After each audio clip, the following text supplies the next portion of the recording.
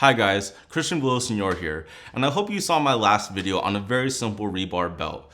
In this video, I'm going to show you my personal rebar belt. Today I went to work and these are the exact tools that I brought. This is a rebar belt that's ambidextrous. That means I'm able to use both my left and my right hand. For some of you guys, you are unable to use both hands, and you should not go onto the job site expecting to have the same efficiency as you once did with only your right or only your left. You should go onto the job site having already practiced using both hands if you want to use both hands on the job site. This is what I have on my belt. This is the left side and this is my right side. And so the first thing you're gonna see is my wire reel and my wire reel pad. This is very standard. This is what you will always use on the job site, and I recommend the Crayon one because it's of a higher quality than all of the other wire reels on the market. Next, I have my wire reel pad. This is optional. The only thing it does is keep grease off your pans so that it doesn't make your pan's fabric weak and more likely to tear. Next, we have these two things. These are my side cutters. These are very standard on every job site. There's no wiggle room on these. However, this is my single pocket scabbard. This will be on my left back pocket. And the reason I have this is for my left-handed use as I'm tying and I see a mistake and I need to cut something. These are very easy to reach for my pliers and put back in. And so this is a big part of my left-handed use. On my very back, I'll have my bolt bag. I choose to have a canvas bolt bag. There are leather ones, they are of a higher quality. However, I like the canvas ones because they're cheaper, they're $20.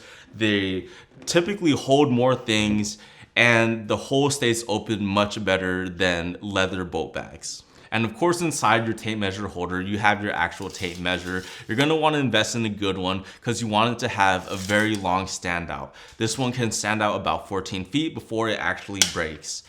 And another reason why you want a good one is so that it has a good recoil on the comeback. Some tape measures don't have a good recoil and that will just, they're trash. You're not gonna want them on the job site. You want something like this. This is Milwaukee. This is a 25 footer. You also wanna consider getting a 30 footer just in case you're working with longer rebar. However, a 25 footer should suffice on the job site.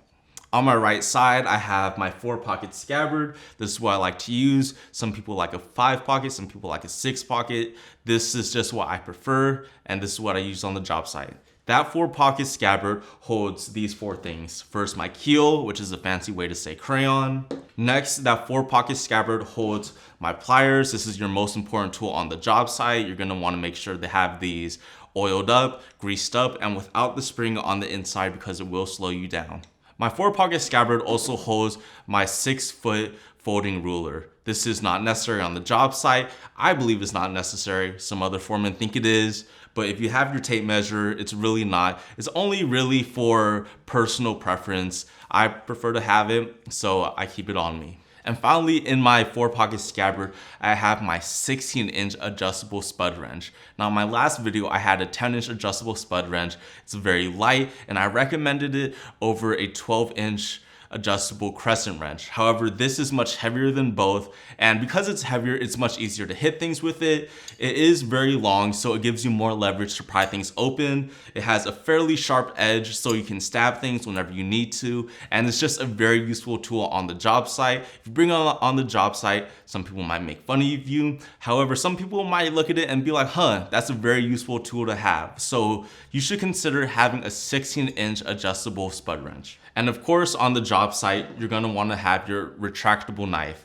Now, you're gonna wanna make sure it has a hook blade so that you can cut off sheathing when you're doing post-tensioning. And you might wanna put this in your bolt bag. However, I like to keep it on my body because sometimes I take my belt off and I still need the knife in certain situations. And so I typically have the knife in a pocket on the left side of my pants. These are not in my normal pockets right here. It's in an extra pocket.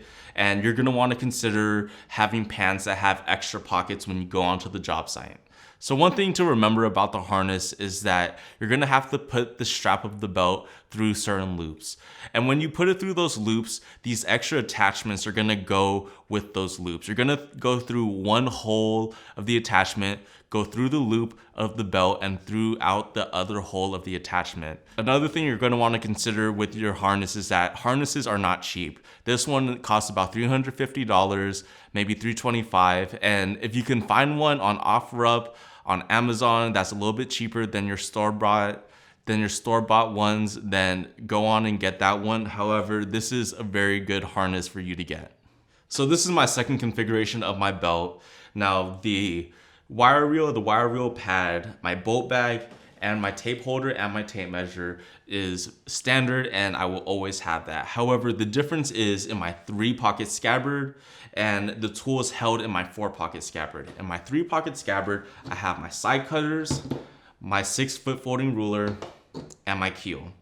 Now these tools I do not use often on the job site. However, when I do need it and I'm bent over and working, I can easily reach these tools without putting away my pliers, and I could put these away without any inefficiencies.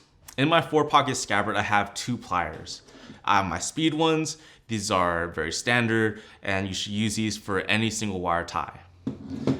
On the other hand, I have my clunkers. Now, if you need a higher strength on your ties, you're gonna wanna use double wire. And when you use double wire, they're gonna be much harder to grab a hold of, and they're gonna be much harder to keel. This is gonna provide you with more leverage, but don't use them with single wire because all that leverage will break that tie and force you to tie it again. So only use this with double wire ties. Along with those 2 pliers, I will have my second or my backup pair of side cutters. The reason why I have a backup pair is that either these ones break on the job site, or if I'm really messing up and I need to cut a lot of ties, both of these side cutters will help me just be more efficient and not have a hand just waiting around until I finally finish cutting. And finally, in my 4-pocket scabbard, I have my 16-inch adjustable spud wrench. It's heavy so that I can hit things. It's fairly long, so it gives me more leverage to pry things open. It has a sharp end so that I can stab things,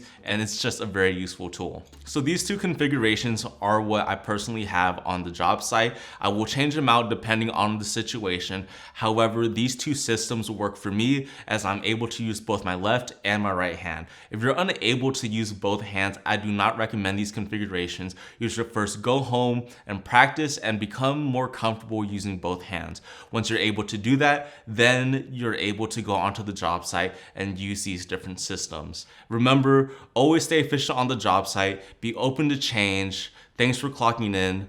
Like and comment down below. I'll see you guys next time.